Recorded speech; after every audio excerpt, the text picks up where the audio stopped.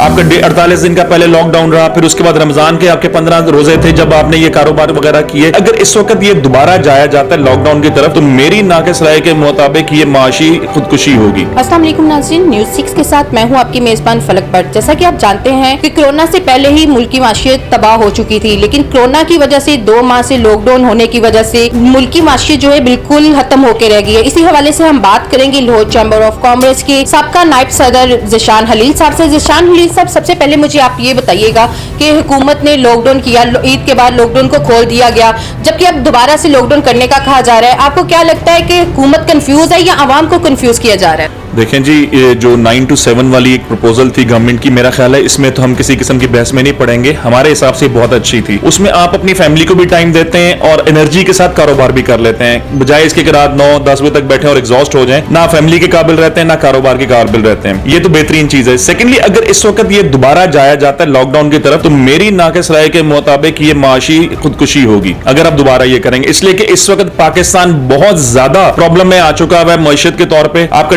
48 दिन का पहले लॉकडाउन रहा, फिर उसके बाद रमजान के आपके 15 रोजे थे जब आपने ये कारोबार वगैरह किए। उन दिनों में भी आपको पता है वर्किंग आवर्स कम होते हैं, लोगों की एनर्जी कम होती है और आपका क्या नाम मार्केट्स में इतना खास बिजनेस नहीं होता। उसके फौरन बाद एक वर्किंग डे बेसिक था, इसलिए कि जो जुम्मा और हफ्ता था उसके अंदर अभाम ही था, वर्किंग डे तो कोई नहीं था। तो अगर इस वक्त दोबारा लॉकडाउन में जाया जाता है तो ये क्या नाम पाकिस्तान के लिए अच्छा नहीं होगा, उसकी इकोनॉमी के लिए। जी शान साहब, मुझे ये बताइएगा, इतनी देर से लॉकडाउन रहा, मार्केटें बंद रही, मार्केट के मसाइल को आप किस नजर से देख रहे हैं? देखें जी, आप 22 मार्च को इतवार था, 21 मार्च को आखिरी बंदा अगर कोई कमाई करके यहां से गया होगा तो 1 मार्च के बाद 21 अप्रैल, 21 मई, 2 महीने हो गए। आज पहली जून होगी, 2.25 महीने कोई बड़े से बड़ा इंडस्ट्रियलिस्ट भी होना तो वो भी क्या नाम है सर्वाइव नहीं कर सकता। और आपको पता है कि हम दुकानदारों ने तो जहां पर हमारी मार्केट है यहाँ पे मेरा नहीं ख्याल किसी ने अपने एम्प्लॉय को ले ऑफ किया होगा। और ये जो 2 महीने की जो छुट्टियां थी हमने बाकायदा अपने एम्प्लॉइज को प्रॉपर पूरी तनख्वाहें दी हैं। Whereas most of the industry इन लोगों ने अपने स्टाफ को ले ऑफ भी किया है और जिन्होंने नहीं भी किया तो उन्होंने आधी तनख्वाहें दी हैं। तो प्रॉब्लम्स बहुत ज्यादा है। जब तक मईशत का पहिया नहीं चलेगा, जब तक कारोबार नहीं चलेंगे तो हर बंदे के लिए प्रॉब्लम होगी। घरों का चूल्हा चलाना बहुत मुश्किल है। और इस वक्त तो जैसा मैंने आपको पहले कहा जी कि स्कूल्स वगैरह हर चीज बंद है। सिर्फ और सिर्फ रोजी रोटी, आपको रोटी का बेसिकली इत्माम करना है, रोटी ही अरेंज करनी आज के वक्त में इस वक्त नामुमकिन हुई भी लोगों के लिए। तो इसलिए no further lockdown at all. जी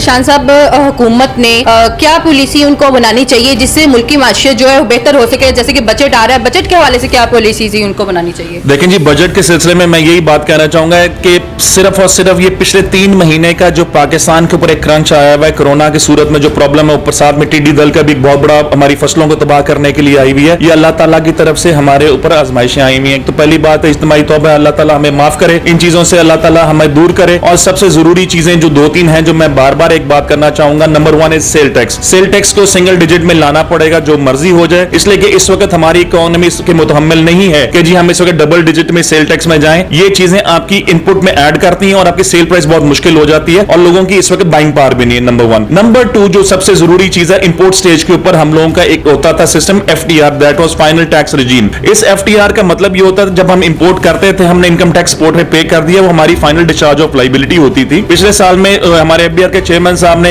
इसकी प्रपोजल दे के FTR को खत्म करके MTR में कन्वर्ट कर दिया था। That was minimum tax regime, मतलब जो आपने टैक्स पोर्ट पे पे कर दिया वो कम से कम है। अब इसके बाद आपके सारे खाते चेक होंगे, आपके एक्सपेंसेस चेक होंगे, उसके बाद वहां से फैसला आएगा, आपके फर्दर टैक्स आपको पे करना पड़ेगा। बात यह है कि जब आप अपनी इंपोर्ट स्टेज पे टैक्स पे कर चुके हैं और उस माल के अंदर ऐड करके माल को बेच चुके हैं तो किस तरह पॉसिबल है आप दोबारा फर्दर टैक्स दे दें? तो एक तो यही दोबारा मेरी रिक्वेस्ट है जी कि इसको FTR को दोबारा रिवाइव किया जाए। Thirdly is BTL, below taxable limit. पहले ये लिमिट 12 लाख रुपए तक चली गई थी जो कि कम करके दोबारा 4 लाख पे ले आई गई है। तो आपसे रिक्वेस्ट ये है कि इकोनॉमी को इस वक्त अपने ज़हन में रखते हुए, हम जानते हैं कि अगर टैक्सेस इकट्ठे नहीं होंगे तो पाकिस्तान की मईशत को चलाना मुश्किल होगा, मगर इस वक्त एक ऐसा वक्त पाकिस्तान के ऊपर चल रहा है जिसमें हम लोगों को सबको सोच समझ के चलना है। अगर हम ज्यादा टैक्सेस लगाएंगे तो बिजनेसेस कोलैप्स कर जाएंगे। दुनिया की बड़ी से बड़ी इकोनॉमी के मुल्क इस वक्त बैंकरप्सी की तरफ जा रहे हैं। हम लोगों के ऊपर अल्लाह का खास करम है कि हम लोगों के ऐसे प्रॉब्लम्स नहीं है, हम लोग अभी तक इस प्रॉब्लम में नहीं आए। तो इसलिए हमें गवर्नमेंट की फुल फ्लेज सपोर्ट चाहिए कि जी हम लोगों को टैक्स जो लिमिट है वो बढ़ा दी जाए और टैक्स स्लैब्स को भी बढ़ाया जाए ताकि लोगों के लिए आसानी हो जाए।